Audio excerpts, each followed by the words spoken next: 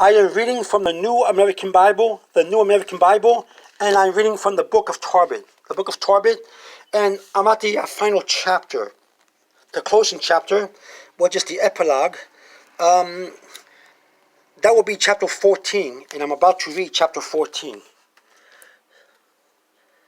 Tobit died peacefully at the age of 112 and received an honorable burial in Nineveh. He was 62 years old when he lost his eyesight, and after he recovered it, he lived in prosperity, giving alms and continually blessing God and praising the divine majesty. Just before he died, he called his son Tobiah and Tobiah's 7 sons and gave him this command: "Son, take your children and flee into Media, for I believe God's words, which was spoken by Nahum against Nineveh. It shall all happen, and shall overtake Assyria and Nineveh. Indeed, whatever was said by Israel's prophets, whom God commissioned, shall occur. Not one of the oracles shall remain unfulfilled, but everything shall take place in the time appointed for it. So it will be safer in Media than in Assyria or Babylon. For I know and believe that whatever God has spoken will be accomplished. It shall happen, and not a single word of the prophecies shall prove false. As for our kinsmen who dwell in Israel, they shall all be scattered and led away into exile from the good land. The entire country of Israel shall become desolate. Even Samaria and Jerusalem shall become desolate. God's temple there shall be burned to the ground and shall be desolate for a while. But God will again have mercy on them and bring them back to the land of Israel. They shall rebuild the temple, but it will not be like the first one, until the era when the appointed times shall be completed. Afterward, all of them shall return from their exile, and they shall rebuild Jerusalem with splendor. In her, the temple of God shall also be rebuilt. Yes, it will be rebuilt for all generations to come, just as the prophets of Israel said of her. All the nations of the world shall be converted and shall offer God true worship.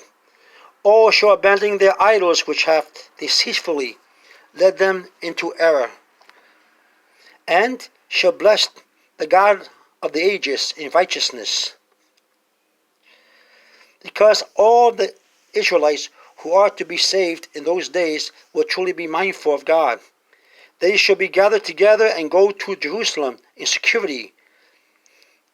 They shall dwell forever in the land of Abraham, which will be given over to them. Those who sincerely love God shall rejoice, but those who become guilty of sin shall completely disappear from the land. Now, children, I give you this command: serve God faithfully and do what is right before Him. You must tell your children to do what is upright and to give alms and to be mindful of God, and at all the times to bless His name sincerely with all their strength. Now, as for you, my son, depart from Nineveh. Do not remain here. The day you bury your mother next to me, do not even stay overnight within the confines of the city. For I see that people here shamelessly commit all sorts of wickedness and treachery. Think, my son, of all that Nadab did to Ahiqar, the very one who brought him up. Ahiqar went down alive into the earth, yet God made Nadab's disgraceful crime rebound against him. Ahiqar came out again into the light, but Nadab went into the everlasting darkness. For he had tried to kill Ahiqar, because Ahiqar had given alms to me. He escaped from the deadly trap Nadab has set for him. But Nadab himself fell into the deadly trap, and it destroyed him. So, my children, note well what almsgiving does, and also what wickedness does. It kills, but now my spirit is about to leave me.